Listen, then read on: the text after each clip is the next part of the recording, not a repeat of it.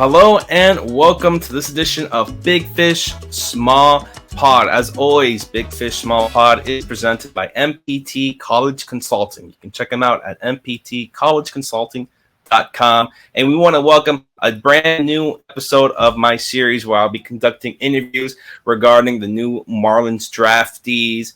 Today's we have Danny Williams from University of Washington. Talk to us, Danny. The Marlins just selected Cam Clayton, infielder from UW. I wanted to talk to you as someone who knows about Washington a little bit there from the UW Daily Sports, where you write for. Just talk to us a little bit about Cam, his profile, and maybe the Huskies' overall season with him last year. Yeah, for sure. Thank you for having me again. Cam is kind of an interesting story. His 2023 season was spectacular, and he was projected to go third, fourth round, but decided to come back to school because he thought he wasn't getting enough money, or the money that he deserved. So decided to come back, and it kind of hurt his stock. Drafted 14th round to you guys, and I might be a little bit biased, but I think that's kind of a steal. We can get into that a little later. But yeah, his 2024 season started out rough. Was batting around 230 towards the middle of the season, then kind of figured some things out towards the end, ended up with pretty solid numbers. So yeah, I like him as a prospect. He won Pac-12 Defensive Player of the Year last year as a shortstop, only made 4 errors, playing a premier defensive position. So I think his upside is really good. And yeah, I think he'll be a high riser for sure, and definitely a sleeper. And you mentioned his defense. Let's talk a little bit about his defense, especially being able to play the shortstop position, something the Marlins have been needing as of late. Talk to us a little bit what you've seen him manning that position, just such a premium position.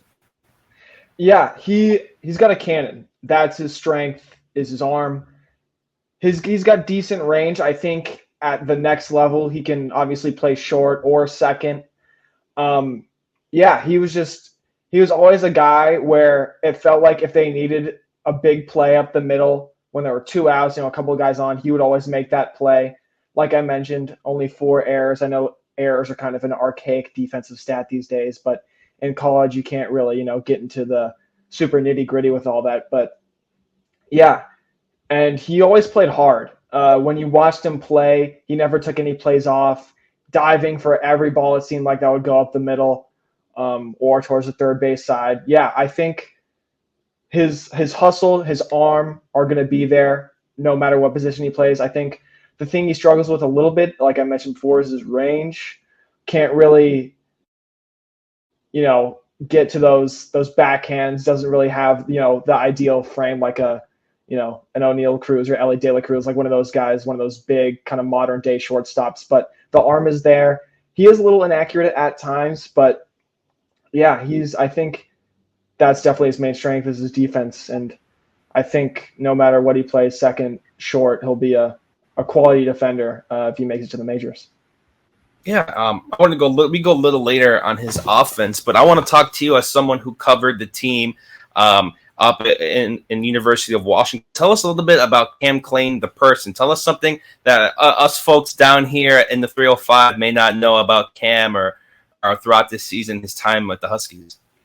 Yeah, Cam Clayton was always a big kind of locker room guy, it seemed, kind of a guy that the other players revolved around, especially coming off his big 2023 season. And coming into the 2024 season, they lost a lot of guys, a lot of big hitters. Kobe Morales, who's with the Yankees now, Will Simpson, who's with the A's, Johnny Tincher, who's with the Guardians, a lot of big bats. So they kind of needed him to be this big presence in their lineup. And I think a lot of that pressure got to him early in the season, but it kind of shows, funny story. I was covering a game and he comes out of the dugout and something looks different about him. Like, what is it? I can't tell. Usually he's rocking, the flow, the long locks, but comes out, shaved head with the glasses. And you can tell, okay, this guy does not care what he looks like. He doesn't care like if he has all the arm sleeves and chains or anything. He's just there to compete and be the best player he can. And I really think that speaks volumes for a team that I think needed his leadership and his presence kind of in the middle of that order and at, the most premier defensive position on the field. Yeah. Mentioning it there, it just seems like definitely like a locker room type player. Just what else maybe did you see from him from there? You could talk a little bit off the field, any stories you may have, or on the field in terms of Cam, maybe some moments that stood out to you from his tenure. Nothing. I personally didn't get to cover him all too much. Last season was my first season, covering the team really in depth. But I just noticed that, he always, after every at bat, no matter if it was, striking out on, 3 pitches or fouling off a couple, battling, he would always kind of have the same demeanor. He wouldn't get too down, wouldn't get too high, just even keel guy. And like I mentioned earlier with, kind of the leadership aspect, you want a guy like that on your team who's not going to let his play dictate how he's feeling around the team, right? And like I mentioned before, he was struggling at the beginning of the season, but I think carrying himself the way that he did really, prepared him and like kept him afloat for later in the season when they needed him most and when he really, started to turn it on. Yeah, and playing in UW, the Pac-12 is a very tough conference in terms of baseball. We saw the number 1 pick from Oregon State go there. Lots of talented players come from that conference. How did you see him produce or see him play when it was conference play, when it was time to play against the Beavers, the Ducks, any teams like that in the conference play where it seems like stakes are just a little bit higher? Yeah, definitely. This past season was a rough one for the Huskies, I won't lie. 19-31-1, not a great season. And that's kind of a combination of a couple things, losing some guys from a really good 2023 team. And, like you mentioned, just the strength of the conference. Like you mentioned, Oregon State, Oregon, Arizona had a really good year. Cal, I think, got snubbed from the tournament. Yeah, but I think one series that sticks out to me is the last series of the year against Cal. I think UW, they didn't perform as a team very well, but I know his performance in those 3 games. He was, coming out with big hits. I think he had a 2-homer game in one of those. And I think, like I mentioned, it speaks to just how much of a competitor he is. The team might have, not shown up, but he definitely showed up in those games. And I think, being an older player, junior, it really, kind of showed in those, important kind of conference games, even though the outcome might not have been what they wanted. His performance individually definitely stepped up for sure. Yeah, and you mentioned someone as a leader now for the Huskies, now coming to the Marlins. What did you think maybe he brought to the team? What do you think maybe if you talk to other players, they will tell you about Cam? Just what was the main difference him this season? What do you think the other players or something like that in terms of talking about Cam that he brought to the table? I think just bringing confidence, especially for a team that struggled through a lot of the year and had big expectations. Just being a guy who held his head high no matter how he was doing. And I think that speaks volumes to a lot of the younger players on the team that struggled through a lot of the season, seeing an older guy dealing with some of the same struggles and kind of being like, oh man, maybe I shouldn't be pouting or complaining or, making excuses, instead looking at a guy who's one of our best players who is struggling right now that isn't really saying anything about it, just kind of being himself, focusing on what he needs to work on.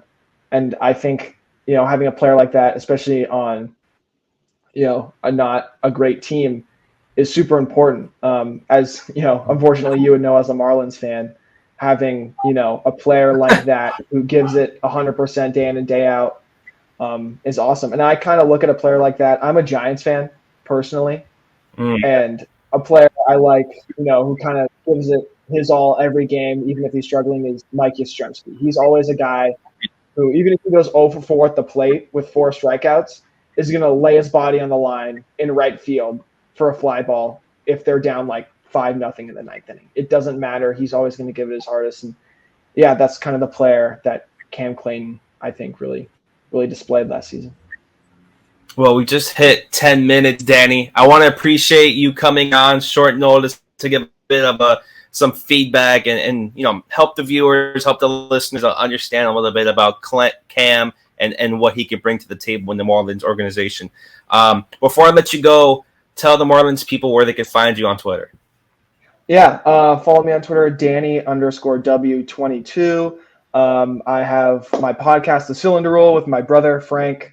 It's mostly about UW sports, so if any Marlins fans are UW alum or just want to listen to a couple of college students talk about sports, feel free to tune in, Spotify, Apple Music, wherever you get your podcast. Yeah, thank you for having me. It's been fun to talk some Husky baseball here in the summer. No, awesome. Well, always good to have that cross country, that talk. 95 degrees over here, so it's good to have that conversation with different people. But Danny, I appreciate it. Good luck the rest of the way, your career, school, professional. I really appreciate you coming on. Yeah, of course. Thank you.